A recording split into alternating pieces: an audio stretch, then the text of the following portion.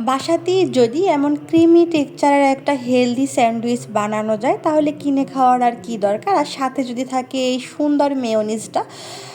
আমি একটা মুরগির বুকের পিসকে একটুখানি আদা রসুন আর লবণ দিয়ে সিদ্ধ করে নিয়েছি। তারপরের মাংসটাকে হাড় থেকে ছাড়িয়ে সুন্দর করে কুচি করে নিচ্ছিলাম।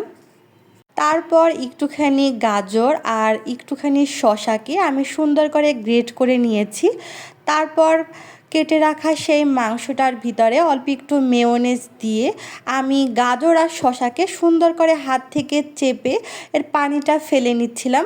তারপরে দিয়ে দিলাম একটুখানি টমেটো সস আর একটুখানি ধনেপাতার সস, অল্প একটু গোলমরিচ দিয়ে সামান্য একটু চাট মশলা দিয়ে দিব, অল্প একটু স্বাদে ম্যাজিক আর 1 চামচ চিনি দিয়ে আমি এটার ভিতর আরেকটু মেয়োনিজ দিয়ে দিব।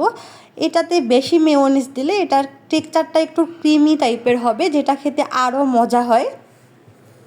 আমাদের ফিলিংস এখন রেডি। এখন আমি পাউরুটির সাইডকে খুব সুন্দর করে কেটে নেব, আর এর সাইডগুলো ফেলে দিব না। এই সাইডগুলো দিয়ে একটা ব্রেড ক্রাম্বস বানিয়ে নেওয়া যাবে।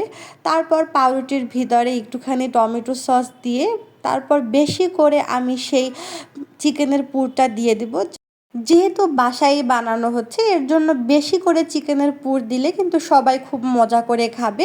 আর এটা কিন্তু বাচ্চাদের টিফিন থেকে শুরু করে ছোট বড় সবাই খুব পছন্দ করবে। আমি মাঝখান থেকে কেটে একটা সুন্দর শেপ করে নিয়েছিলাম। এই তো হয়ে গেল আমার মজার স্যান্ডউইচ। আর এটা কিন্তু খুবই হেলদি, ঝটপট বানিয়ে ফেলা যাবে। আপনারা অবশ্যই একবার হলেও ট্রাই করবেন। ওকে, আল্লাহ হাফেজ।